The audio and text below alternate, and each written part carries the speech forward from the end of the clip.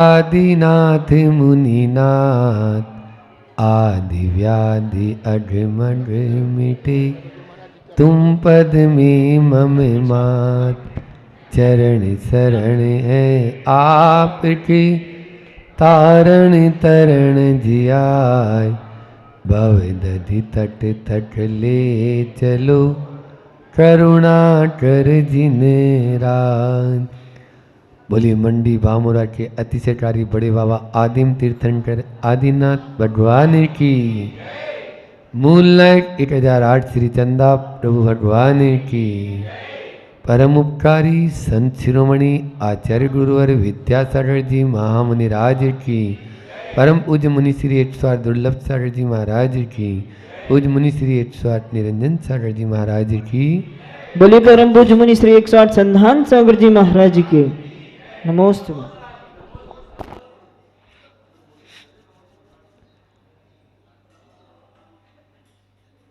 जीवन को अच्छा बनाने के लिए विचार की सामर्थ्य होना जरूरी है,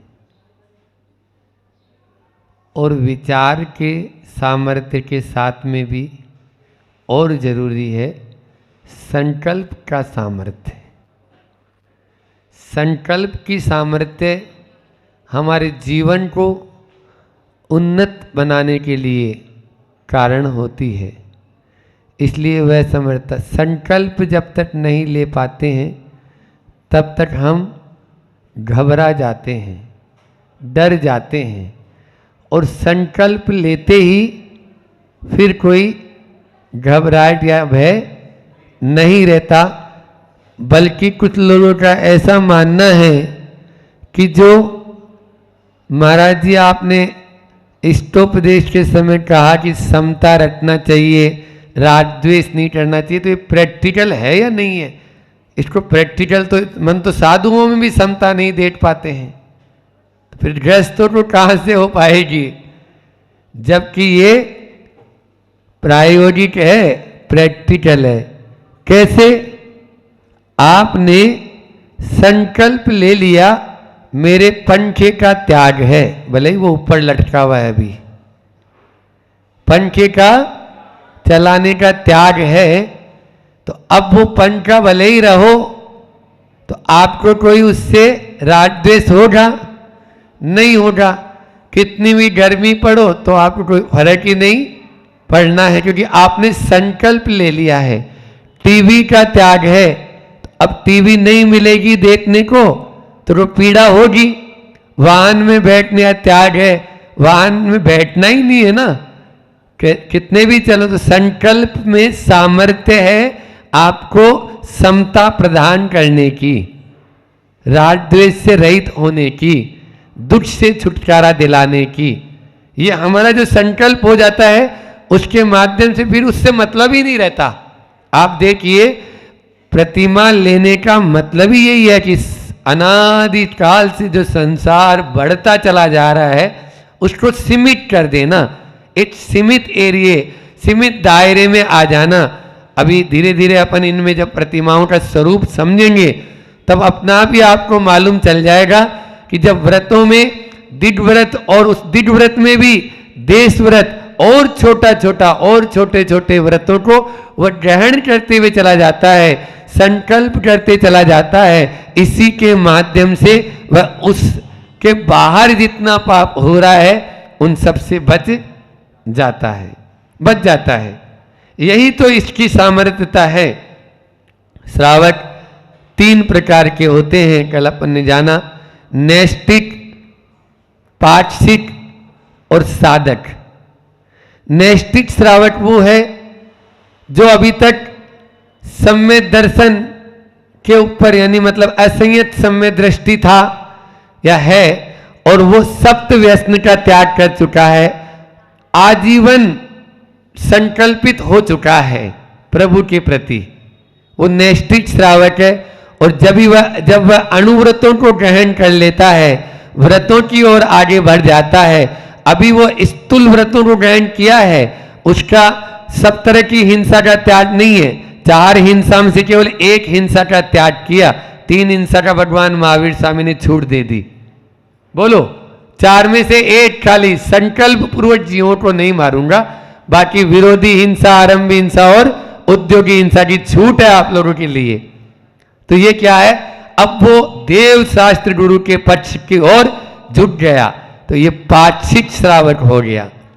और उसके बाद में वही श्रावक जब धीरे धीरे अपनी आयु के अंतिम पड़ाव में आ जाता है, तो सब कुछ त्याग करके और निश्चिंत सा रहता है, किसी से कोई मतलब नहीं, समाधि संलेतना की भावना प्रतिदिन भाता हुआ संलेतना की ओर अग्रसर होता है। तो उसी श्रावक का नाम दिया है साधक श्रावक। नैष्टिक, पाक्षिक और साधक, ये 3 प्रकार के श्रावक होते हैं, जो जब देव शास्त्र गुरु का पक्ष का मजबूत कर लेता है और उनके प्रति अगाढ़ श्रद्धान हो जाता है, तो पहली प्रतिमा उसकी दर्शन प्रतिमा, जिसकी आज अपन चर्चा करने जा रहे हैं। आचार्य समंत भद्र स्वामी क्या कहते हैं, रत्नकंठ श्रावकाचार्य के माध्यम से अपन पहले उसको देखते हैं, फिर इसके ऊपर आगे विशद विवेचन कर पाएंगे जितना समय है उस अनुसार। 11 प्रतिमाओं के नाम तो कल मैंने बताए थे। आचार्य कुंद भगवान ने चारित्र पाहुड़ में उल्लेख किया है, और भारत अनुपेक का जो उनका ही ग्रंथ है आचार्य कुंद का भारत अनुपेक का, उस भारत अनुप्रेक्षा में भी एक कारिका मिलती है कि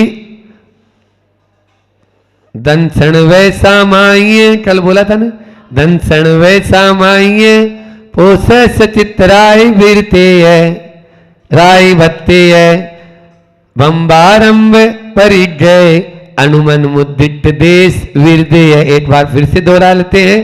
पहली प्रतिमा दर्शन प्रतिमा, दूसरी व्रत प्रतिमा, तीसरी सामायिक प्रतिमा, चौथी प्रोषदोपवास प्रतिमा, 5वीं सचित त्याग प्रतिमा, 6ठी रात्रि भुट्टी त्याग प्रतिमा, 7वीं ब्रह्मचर्य प्रतिमा, 8वीं आरंभ त्याग प्रतिमा, 9वीं परिग्रह त्याग प्रतिमा, 10वीं अनुमति त्याग प्रतिमा और 11वीं उद्दिष्ट त्याग प्रतिमा।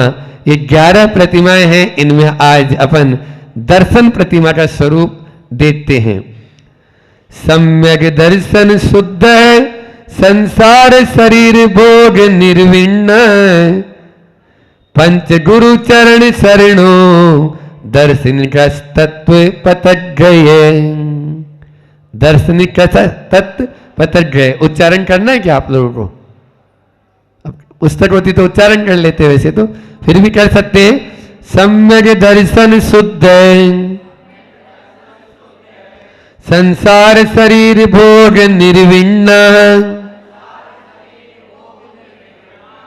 निर्विण्ण है पंच गुरु चरण शरणो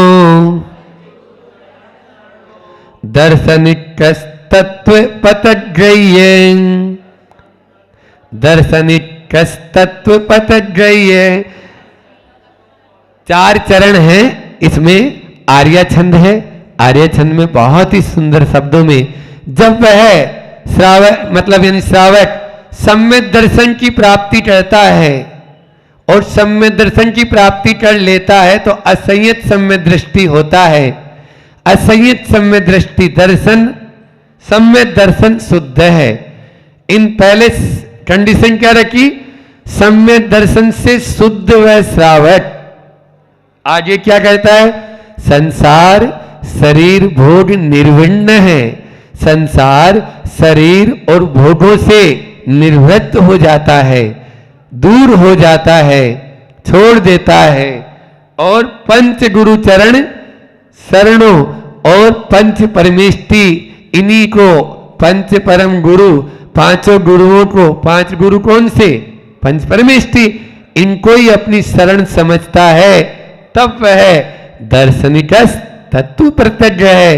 तत्व पथ ग्रह्य का मतलब है कि वह दार्शनिक श्रावक कहलाता है जो तत्वार्थ श्रद्धानम सम्यक दर्शन आया था।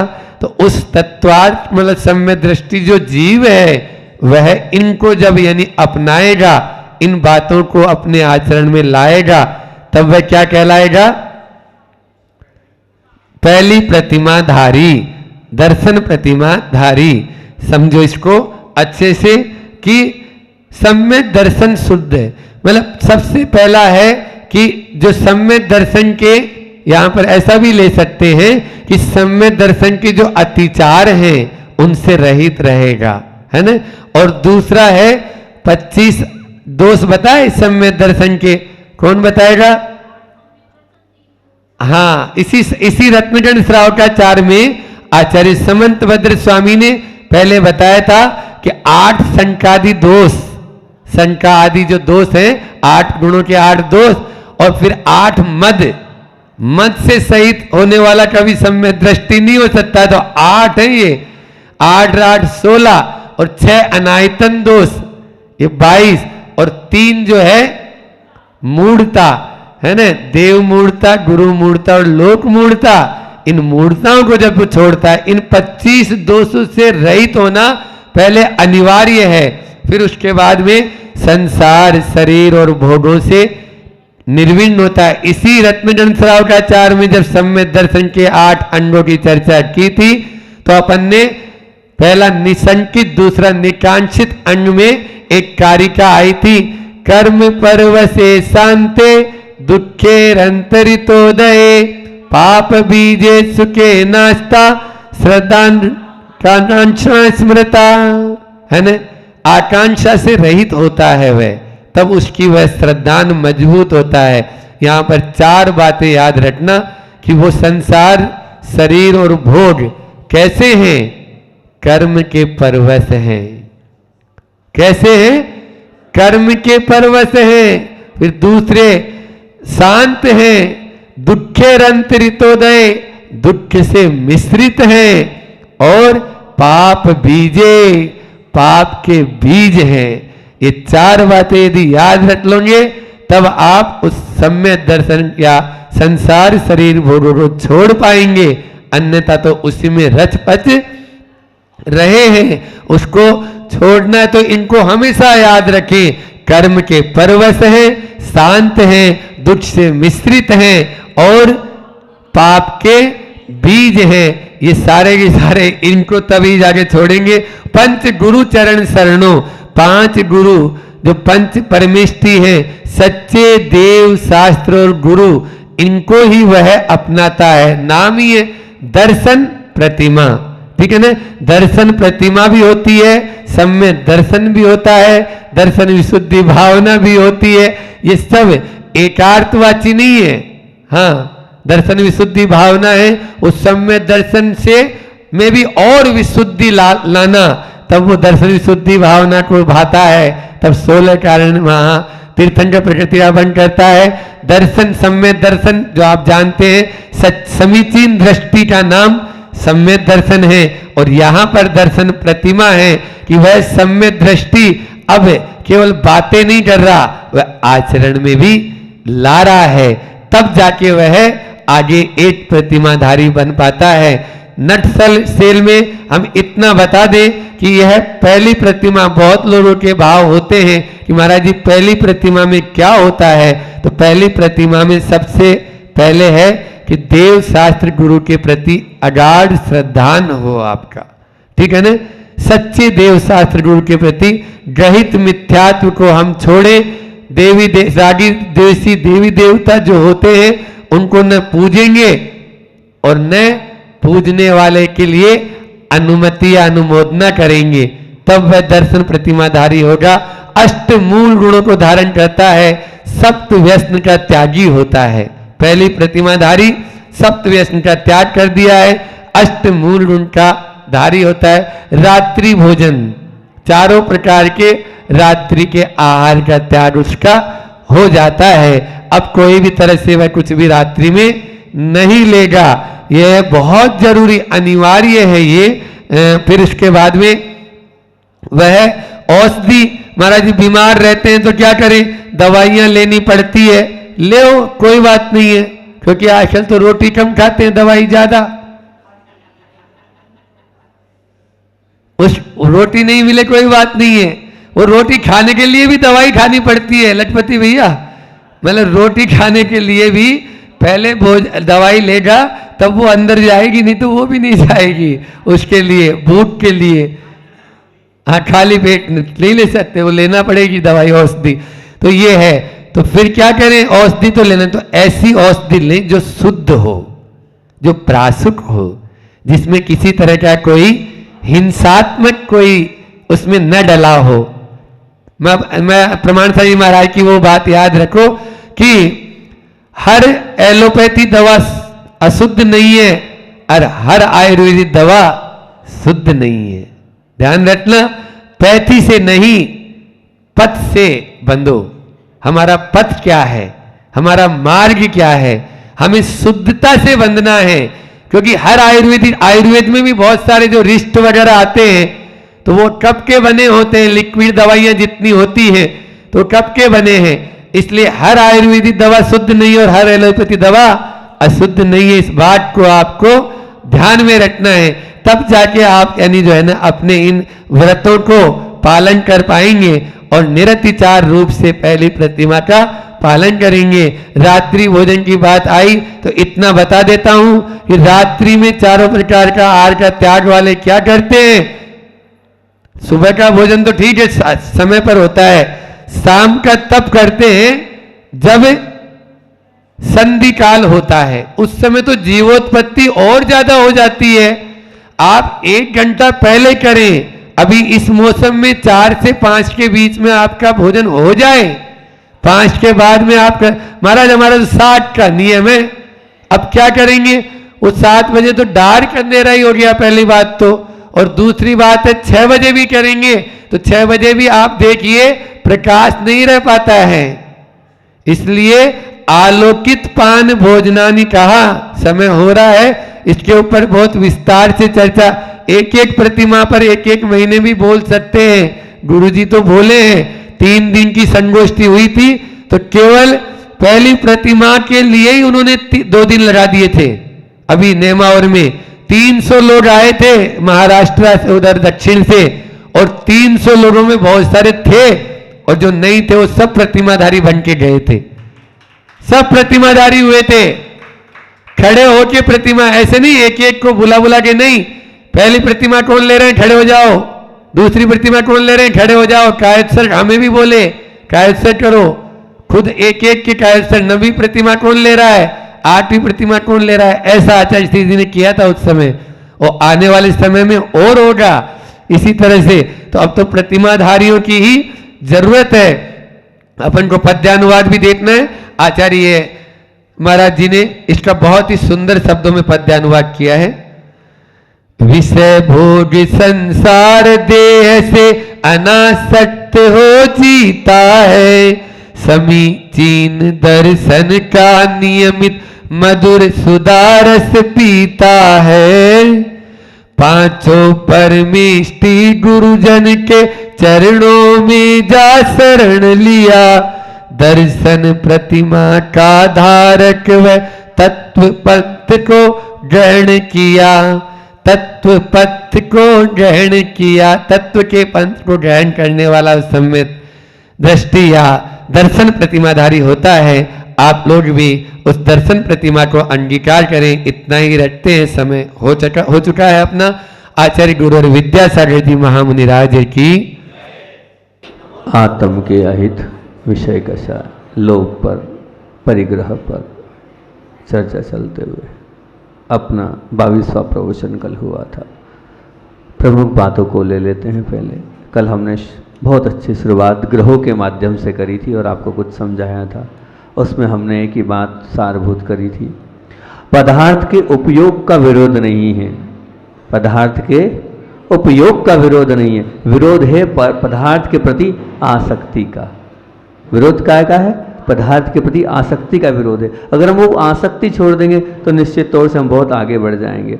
और फिर बोला था कि पदार्थ के प्रति आसक्ति रखने वाली आत्मा की सद्गति, सद्गुण और बल्कि मानसिक स्वस्थता सब खतरे में पड़ जाती, सब समाप्त हो जाती। और फिर एक छोटी सी परिभाषा आपको आसक्ति की दी थी, जो आसक्ति है मगर जा नहीं सकती है, उसका नाम है आसक्ति। जो आ सकती है मगर जा नहीं सकती है, उसका नाम है आसक्ति। फिर अंत में एक बात बोली थी कि जो आसक्ति से अधिक, मतलब जो आसक्ति को आसक्ति को सिर्फ उपयोग की प्रधानता देता है, वह आत्मा समझदार होता है। मतलब वो आसक्ति हो पदार्थों के प्रति, पर कैसी हो, मात्र उपयोग को लिए हुए हो, उसके प्रति सब कुछ करने के लिए नहीं हो, मात्र उपयोग की भावना अगर रहेगी तो वह आसक्ति नहीं रहेगी। समझदार मनुष्य की वह आसक्ति अपना कल्याण कराने वाली होगी। और फिर अंतिम बात जो बोली थी, क्या बोली थी? आसक्ति से बचो, मूर्छा से बचो, लगाव से बचो, ममत्व से बचो, नहीं तो मृत्यु निश्चित है। और पांचों मृत्यु किन किन की कैसे कैसे हुई वो सब आपके सामने रखी थी। आगे बढ़ते हैं अपन। एक प्यास होती है जीभ की, वो जो प्यास होती है वो जीभ की होती है। उसे आप पानी से, ठंडाई से, शरबत से उस प्यास को शांत कर लेते हैं, उस प्यास को बुझा लेते हैं। एक प्यास होती है मन की, कितनी भी सामग्रियां दे लो उसके बाद भी वो मन की सामग्री के माध्यम से वो मन की जो प्यास है वो शांत नहीं होती है। विशेषता यह है, प्यास चाहे जीभ की हो और प्यास चाहे मन की हो, कुछ देर के लिए फिर भी हम कह सकते हैं शांत हो सकती है, लेकिन कुछ समय गुजरता नहीं है, वापस वह प्यास जागृत हो जाती है। अंतर इतना है कि जीभ की जो प्यास होती है वो प्रत्येक घूंट पर शांत होती चली जाती है, शने शने शने, जबकि मन की प्यास की सामग्री वो उल्टी और बढ़ती जाती है। इसके बावजूद आश्चर्य ये है कि हम इंसान मानव इस संसार में उस प्यास को बुझाने के लिए अकूत धन संपदा के और अगणित सामग्रियों के पीछे पड़े कि किसी प्रकार से भी उस वो मन की जो प्यास है वो शांत हो जाए, परंतु उसके पीछे आप ध्यान रखना आपका ये पागलपन है। आप अपने इस कीमती समय को आप बर्बाद कर रहे हो, किसी भी कीमत पे उसे शांत नहीं कर सकते हो, कर भी नहीं सकते हो। एक बात आपके सामने रखता हूँ, आप लोगों की बात हैगी, जैसे मान लीजिए कोई महिला है, वो महिला लाख प्रयास कर ले, डाइटिंग करे, खूब अच्छा पूरा ध्यान रखे, व्यवस्थित रहे कि नहीं मुझे अपने रूप और स्वरूप को कायम रखना है, बहुत अपने ब्यूटी पार्लर भी जाए और पूरा मेंटेन रख रही है हर प्रकार से भी, पर क्या अपने वो उस रूप और स्वरूप को वो महिला, वो स्त्री क्या कायम रख सकती है? 3 काल में नहीं रह सकती। आखिर एक ना एक दिन तो उसको वृद्धावस्था, बुढ़ापा आएगा ही आएगा, चाहे कितना ही कुछ कर ले वो, पर वृद्धपना तो स्वीकार उसको करना ही पड़ेगा।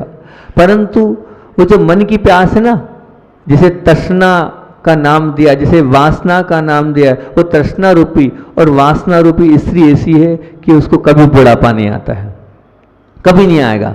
आप लोगों को तो आ जाएगा, लेकिन वो तृष्णा रूपी, वासना रूपी जो है स्त्री, उसको कभी बुढ़ापा नहीं आएगा। आपका शरीर तो एक बार बुढ़ापे से घिर जाएगा, आपकी आंखों में धुंधलापन आ जाएगा, आपके कान में बधिरता आ जाएगी, आपकी जुबान में लड़खड़ापन आ जाएगा, आपके पाँव कांप रहे हो सकते हैं, आपकी पाचन शक्ति कमजोर हो सकती है, आपकी स्मृति कमजोर हो सकती है, आपकी नाक में संवेदनशीलता कम हो सकती है, आपके हाथ कांप सकते हैं। परंतु ध्यान रखना, तृष्णा नामक स्त्री वैसी की वैसी ही जवान रहती है, चाहे आज कहो चाहे कभी भी हो, वो हमेशा युवा अवस्था में ही रहती। ऐसी वो तृष्णा है, ऐसी वो वासना है। इसलिए इस प्यास को बुझाने के लिए कुछ नहीं है, 2 ही हथियार हैं, एक हथियार और एक ढाल।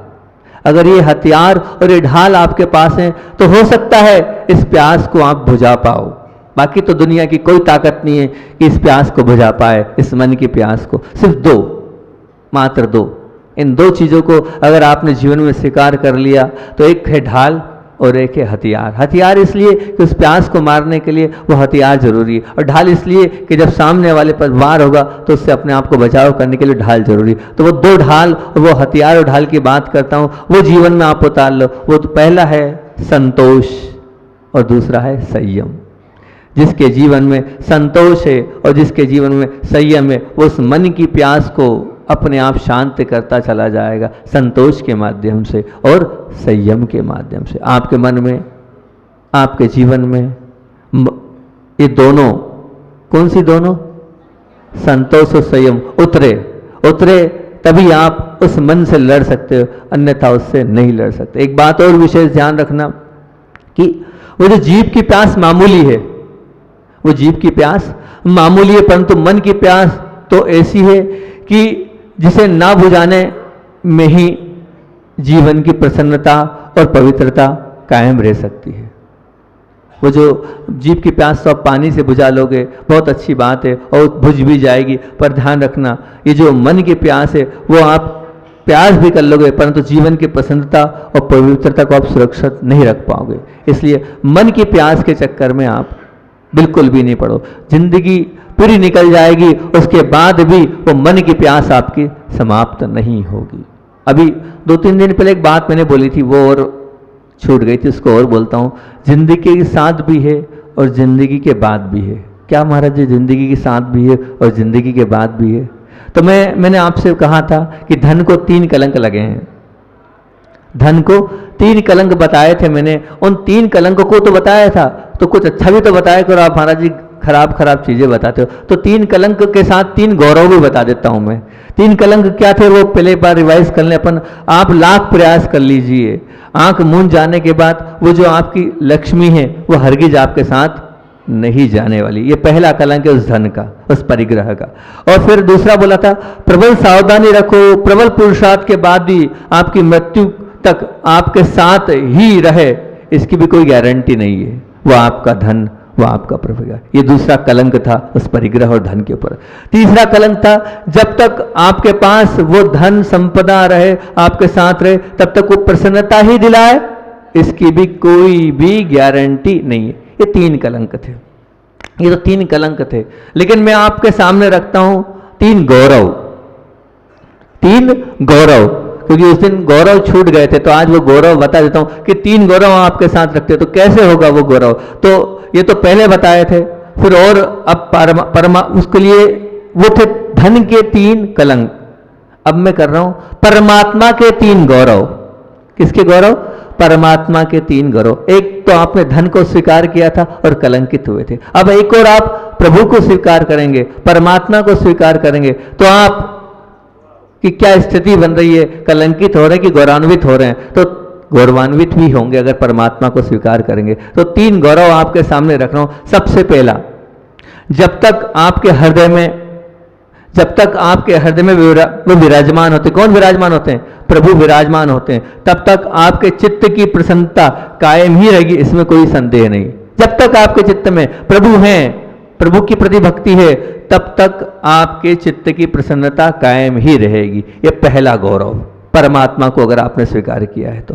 दूसरा गौरव, उनके प्रति प्रीत में अगर लेश मात्र भी कमी नहीं आ रही हो, तो ध्यान रखना आपके हृदय में उन्हें आप अंतिम समय तक कैद रख सकते हो, मृत्यु तक आपके पास रह सकते हैं। कौन? वो भगवान, वो प्रभु, पर लेश मात्र भक्ति की कमी नहीं आनी चाहिए। ये दूसरा गौरव। तीसरा गौरव क्या है? उनके प्रति आपका प्रबल आकर्षण है, और वो प्रबल आकर्षण आप मृत्यु के बाद भी आपके साथ जाएगा, जाए बिना रहेगा नहीं। अगर वो आपके साथ है तो परमात्मा के प्रति आपका आकर्षण। ये 3 चीजें हो गई जो कि परमात्मा के प्रति आपको गौरव को दिलाएगी। मतलब क्या हुआ? संक्षेप से अगर इसको सचे तो बहुत ध्यान से सुनना, बहुत अच्छी बात है। मृत्यु के बाद नहीं, मृत्यु के बाद नहीं, मृत्यु तक नहीं, मृत्यु के बाद नहीं, मृत्यु तक नहीं, और जब तक साथ है तब तक प्रसन्नता की कोई गारंटी नहीं। यह है धन। फिर से बोलो, मृत्यु के बाद नहीं, मृत्यु तक नहीं, और जब तक साथ है तब तक प्रसन्नता की कोई गारंटी नहीं। यह है धन। अब परमात्मा की बात करते हैं। मृत्यु के बाद भी साथ जाए, मृत्यु के बाद भी साथ जाए, मृत्यु तक साथ दे, मृत्यु तक साथ दे, और जब तक साथ दे तब तक प्रसन्नता की गारंटी। यह है परमात्मा। क्या बोला? मृत्यु के बाद भी साथ जाए, मृत्यु तक साथ दे, और जब तक साथ है तब तक प्रसन्नता की पूरी पूरी गारंटी। यह है परमात्मा। ये दोनों में अंतर बता दिया मैंने, धन में और परमात्मा में। संक्षेप से जवाब दीजिए, हमारी श्रद्धा धन की ओर प्रति अधिक है कि परमात्मा के प्रति अधिक है? हमारा झुकाव किसकी ओर अधिक है? धन के प्रति कि परमात्मा के प्रति? धन पाने के प्रति हम उठक पटक ज्यादा कर रहे हैं कि परमात्मा को हृदय में कैद करने के प्रति हमारी उत्सुकता और हमारा प्रयास ज्यादा है? किधर किस और हमारा प्रयास जा रही है? वो जो है ना तुला राशि वाले राम और रावण, जब उन दोनों की बात आती, दोनों तुला राशि वाले, राम भी तुला राशि वाले, रावण भी तुला राशि वाले, और राम और रावण दोनों तुला राशि वाले हैं। जब हम पसंद करने की बात करते हैं तो राम को पसंद करते हैं, हम पसंद करते हैं तो राम को पसंद करते हैं। और कन्या राशि वाला वो पाप भी है और वो पैसा भी, या परमात्मा, दोनों, पैसे को ले लो परमात्मा को ले लो। वो कौन से? बोले कन्या राशि वाले पैसा भी है और परमात्मा भी है। अब इन दोनों के बीच में, पैसे और परमात्मा के बीच में जब पसंद की बात आती है तो आप किसको पसंद करते हो? पैसे को पसंद करते हो, परमात्मा को नहीं करते हो पसंद। पैसा ही आपके जीवन में सब कुछ है। अत्यंत दुख के साथ कहना पड़ता है कि परमात्मा हमारे हृदय में बिल्कुल भी नहीं है ही नहीं हमारे हृदय में। और जबकि परमात्मा होना कहाँ चाहिए था? हृदय में, लेकिन परमात्मा है जीभ में। परमात्मा कहाँ है? जीभ। जीभ से तात्पर्य, जीभ से बहुत जय बोल रहे हैं, खूब बड़े बाबा की जय, खूब आचार्य श्री की जय, खूब महाराज जी की जय, ये जीभ में है परमात्मा, देव शास्त्र गुरु। हृदय में नहीं है। हृदय में तो क्या विराजमान है? हृदय में तो क्या विराजमान है? पैसा विराजमान। बड़ी विडंबना है, हृदय में पैसे ने स्थान ले रखा है और जीभ पर भगवान ने स्थान ले रखा है। जबकि होना यह था कि जीभ में पैसा होना था और हृदय में भगवान होना था, लेकिन उल्टा हो रहा है। हमारे हृदय में पैसा विराजमान है और जीभ पर भगवान विराजमान है। इसीलिए तो हमारा जो संसार है वो और बढ़ता चला जा रहा है। हमारी यही प्रवृत्ति हमें और नीचे की ओर ले जा रही है और हम जहां पहुंचना चाहिए वहां नहीं पहुंच पा रहे हैं। इसको और अच्छे से कहना चाहूं तो ऐसे कह सकते हैं कि अधिक के आकर्षण में, क्या बोल रहा हूं, ध्यान से सुनना, अधिक के आकर्षण में, अधिकार के आकर्षण से, अहंकार की पुष्टि से और अहंकार की पुष्टि के आकर्षण से और देश के वृत्ति के आकर्षण से मन को अगर हम दूर रखते हैं, तभी वो जो डिक्शनरी में लिखा ना शांति, उस शांति से की अनुभूति कर पाएंगे हम। फिर से बोलूं, एक बार फिर से बोलूं, समझ रहा हूं मैं आपकी बात को, चेहरा समझ जाता हूं, आप फिर से सुनना चाहेंगे। क्या बोल रहा हूं? अधिक के आकर्षण से, अधिक के आकर्षण से, अधिकार के आकर्षण से, अहंकार पुष्टि के आकर्षण से और द्वेष के व्यक्ति के आकर्षण से मन को दूर रखना है। और जो मन को दूर रखता है वही उस शब्दकोश में स्थित वो जो शांति है उसकी अनुभूति को कर पाएगा, अन्यथा वो शांति सिर्फ शब्दकोश में लिखी रह जाएगी, आपके जीवन की अनुभूति नहीं बनेगी। जीवन की अनुभूति जब बनेगी कि आपके जीवन से वो जो अधिक है उसका आकर्षण समाप्त हो। अधिकार जो आपने बिठा रखा है परिवार पर, संपदा पर, सभी पर, वो आकर्षण अधिकार का वो समाप्त हो। वो अहंकार धन का, ज्ञान का वो समाप्त होगा, तब ही आप शांति को आपके जीवन में उतार पाओगे। वो द्वेष की वृत्ति के प्रति जो आकर्षण है आपका, जब तक वह समाप्त नहीं होगा तब तक आपके जीवन में शांति का प्रवेश होगा नहीं। आप चाहते हो कि हमारे जीवन में शांति हो, तो शांति तभी आएगी तब इन सब चीज़ों को अपने जीवन से बाहर करोगे, इन सब को अपने जीवन में स्थान नहीं दोगे, तब वो जो डिक्शनरी, मैं इसलिए कह रहा हूं कि जीवन में अनुभूति तब होगी जब आप इन सब चीज़ों को करोगे। वो सिर्फ एक डिक्शनरी का विषय रह जाएगी, वो शांति, कोश का विषय रह जाएगी वो शांति। जीवन में अगर शांति लाना है तो इन सब चीज़ों को हमें स्वीकार करना ही पड़ेगा, अन्यथा शांति आएगी नहीं। एक और बात करता हूं आपसे, एक है अर्ध सत्य और एक है पूर्ण सत्य। एक है अर्ध सत्य और एक है पूर्ण सत्य। अर्ध सत्य क्या है? अर्ध सत्य यह है कि हमारी अनुकूल प्रवृत्ति में हमारा मन व्यस्त है, हमारा जो मन है वो अनुकूल प्रवृत्ति में व्यस्त है, तभी मन आनंदित होता है, ये अर्ध सत्य है। लगता तो है कि जो हमारे अनुकूल है उन अनुकूल चीज़ों में हमारा मन लगा है और मन लगा है तो व्यस्त है और हम आनंद का अनुभव कर रहे हैं, बहुत अच्छी बात है, लेकिन ये अर्ध सत्य है। मान लिया आप आनंद का अनुभव कर रहे हो, ये अर्ध सत्य है। महाराज जी पूर्ण सत्य क्या है? पूर्ण सत्य क्या है? तो पूर्ण सत्य की बात करूं, प्रवृत्ति में जो मन लगा है बहुत अच्छी बात है, लेकिन प्रवृत्ति में कहां और कब उसको रोकना है, उस मन को, इस बात की अगर हमारे पास सम्यक समझ है, जिसके पास होती है वही सच्चे आनंद का अनुभव कर पाता है और वही पूर्ण सत्य है। मान लिया आप बहुत अच्छी बात है, प्रवृत्ति को करो, लेकिन कब और कहां तक, इसकी सम्यक समझ होना चाहिए। प्रवृत्ति हो, बाधा नहीं है, उसकी कोई मनाही नहीं है, लेकिन कब और कहां तक, इसकी सम्यक समझ आपके अंदर होगी। अगर ये सम्यक समझ नहीं होगी तो आप निश्चित तौर से मान के चलना वो पूर्ण सत्य नहीं है। वो क्या है, वो आपके जीवन में वो अंधकार में ले जाने वाला है। आपको अनुभव आनंद का करना है तो ये आपके अंदर एक दायरा होना चाहिए। क्या दायरा होना चाहिए कि प्रवृत्ति कब और कहां तक, ये सम्यक समझ होना चाहिए। वो प्रवृत्ति कब और कहां तक हम प्रवृत्ति करें और कब तक करें, ये सम्यक अगर समझ आपके अंदर है तो निश्चित तौर से आप ये मान के चलना कि आप आगे बढ़ जाएंगे और कुछ न कुछ प्राप्त कर लेंगे। और नहीं रहेगी, उसी में उलझे रहेंगे और वही करते रहेंगे तो वो तो फिर आपके लिए नीचे ले जाने के लिए वही चीज कारण बन जाएगी। और वही चीज कारण, एक उदाहरण और देता हूं इस विषय में, हालांकि उदाहरण ऐसा है वो आपके समझ में आ जाए तो बहुत अच्छी बात है। कि वनस्पति का है तो आपने देखी ही है, संपूर्ण वनस्पति को आपने देखा है। जगत में आप एक बार दृष्टि डालेंगे तो आपको दिखेगा कि वो वनस्पति अलग अलग दिख रही है और वह सब अपने अपने अनुकूलताओं से विकास को प्राप्त हो रही है ना। परंतु उस विकास में उनमें आपस में स्पर्धा नहीं हैगी। क्या नहीं हैगी? स्पर्धा नहीं है। स्पर्धा कभी नहीं देगी। मतलब क्या स्पर्धा? तात्पर्य गुलाब कभी भी चंपा के साथ स्पर्धा नहीं करता है ना। गुलाब अपने हिसाब से बड़ा हो रहा है, उसे चंपा के वृक्ष से कोई मतलब नहीं कि, या चमेली के वृक्ष से कोई मतलब नहीं, या गेंदे के वृक्ष से कोई मतलब नहीं। वो अपने हिसाब से बढ़ रहा है, मतलब पुष्पित हो रहा है, पल्लवित हो रहा है, उसे कोई मतलब नहीं है। और इधर देखें हम, जैसे आम का वृक्ष है, उस आम को वृक्ष से दूसरा मान लो बिही का वृक्ष है, उससे कोई स्पर्धा नहीं है। वो उसका जीवन जी रहा है, वो अपना जीवन जी रहा है, वो अपने हिसाब से बढ़ रहा है, ये अपने हिसाब से बढ़ रहा है। दोनों अपने अपने हिसाब से बढ़ रहे हैं, आपस में कोई स्पर्धा नहीं है उनमें।